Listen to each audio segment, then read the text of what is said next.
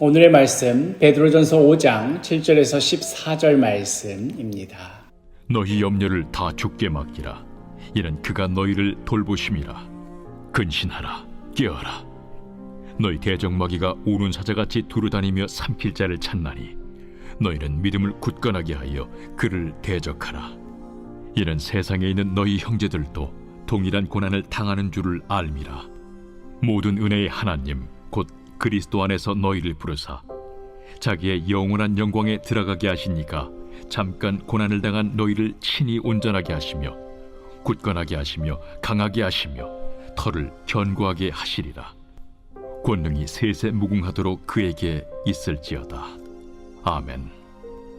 내가 진실한 형제로 아는 실루안으로 말미암아 너희에게 간단히 써서 권하고 이것이 하나님의 참된 은혜임을 증언하노니 너희는 이 은혜에 굳게 서라.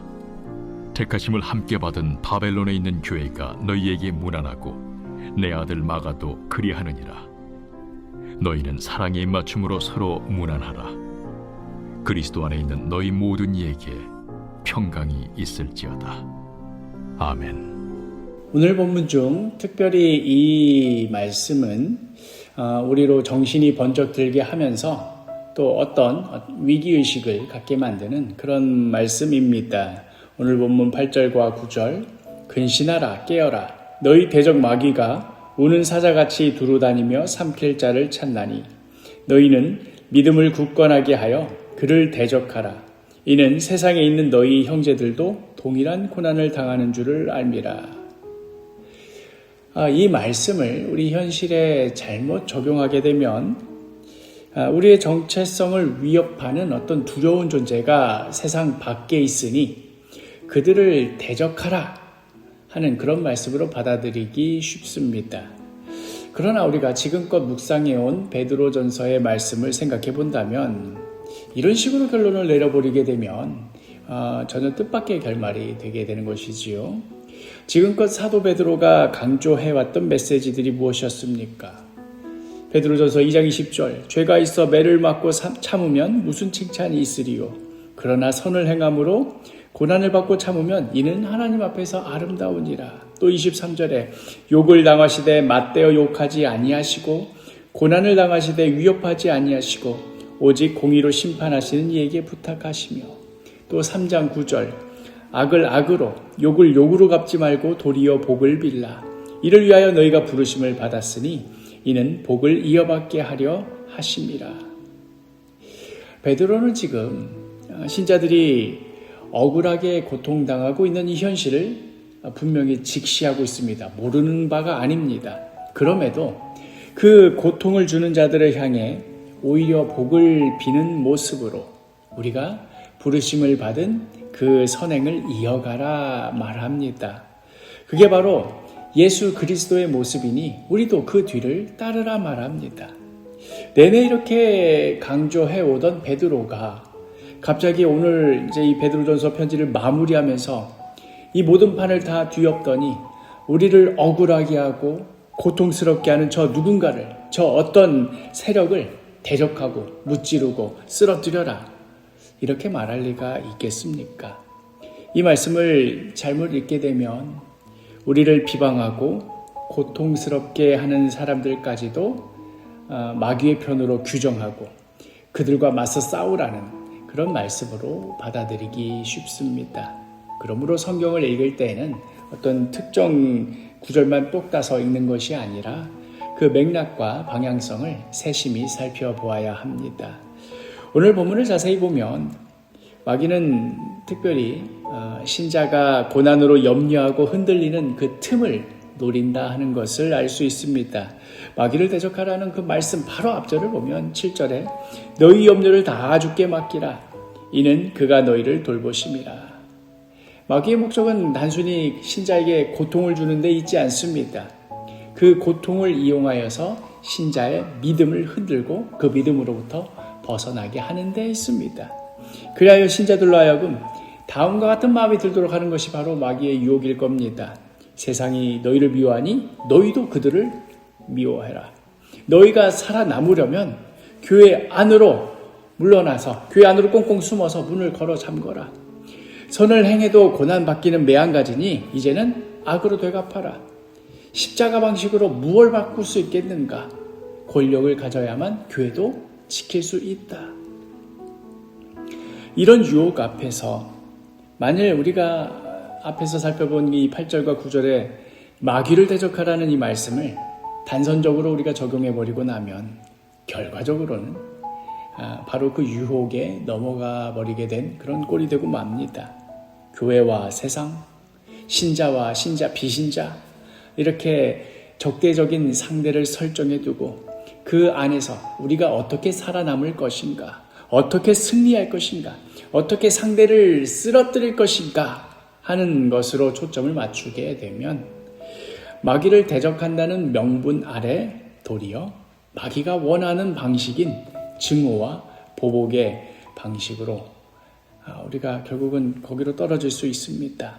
물론 베드로는 하나님을 대적하며 신자들을 믿음에서 넘어뜨리게 하는 그런 영적인 악의 실제를 분명히 전제합니다. 그러나 그 마귀를 세상 사람들과 동일시해서는 안 됩니다.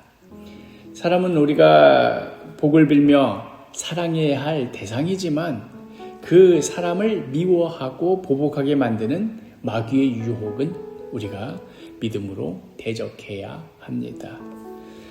오히려 베드로전서는 지금껏 이렇게 말하지 않았습니까? 이토록 타락한 세상에서 어떻게 믿음을 지키며 살아갈 수 있겠는가?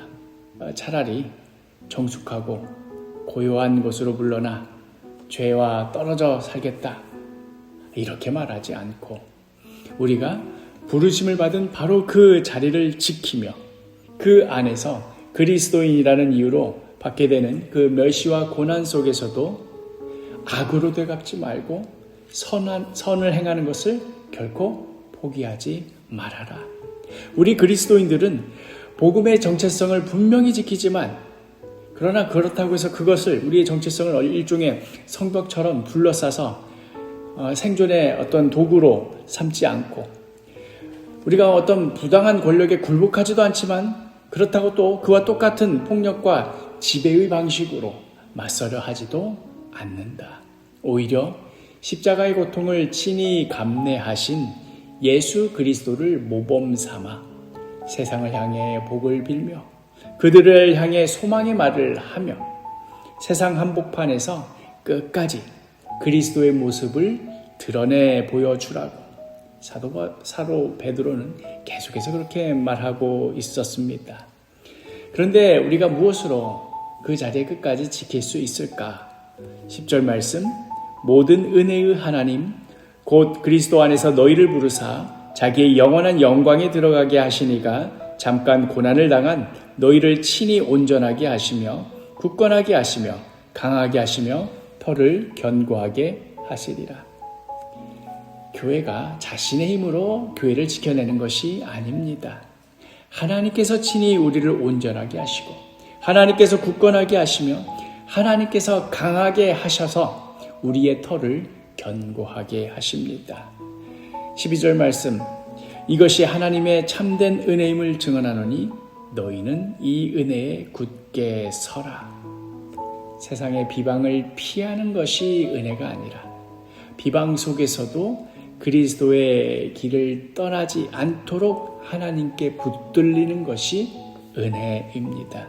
고난이 전혀 없는 것이 은혜가 아니라 고난 속에서도 악을 담지 않고 끝까지 선을 행할 수 있도록 하나님께서 우리를 붙들어 주시는 것이 은혜입니다. 베드로전서의 종말론에 대한 강조가 두드러지는 것이 바로 여기에 그 이유가 있습니다. 이 세상 안에서 결론 다 내려고 하지 말아라. 하나님께서 붙드시고 계신다. 하나님께서 오늘의 너의 눈물과 고난의 이유를 마지막 날에 온전히 드러내실 것이다. 그러니 너희는 바로 그 자리에서 믿음으로 굳게 서서 하나님의 어떠하심을 세상 가운데 드러내는 삶을 살아라. 이것이 바로 베드로전서의 선명한 주제이자 또한 오늘을 살아가는 우리들에게 절실한 삶의 모습인 것입니다. 사랑하는 사도교회 식구 여러분, 마귀를 대적한다는 것은 세상 사람들 중 누군가를 우리의 적으로 삼는 것이 결코 아닙니다. 고난 때문에 세상을 미워하거나 악을 악으로 되갚거나 그리스도의 길을 포기하도록 만드는 이 유혹을 믿음으로 물리치는 것입니다. 그러므로 우리의 모든 염려를 우리를 돌보시는 주님께 맡기어드리고 하나님의 참된 은혜를 굳게 붙드십시오. 우리를 끝까지 붙드시고 견고하게 하실 하나님을 신뢰하며 오늘도 부르심을 받은 그 자리에서 악을 담지 않고 선을 행하며 세상 한복판에서 그리스도의 모습을 드러내며 살아가는 우리 사도교회 귀한 한 사람 한 사람 되기를 간절히 축복합니다.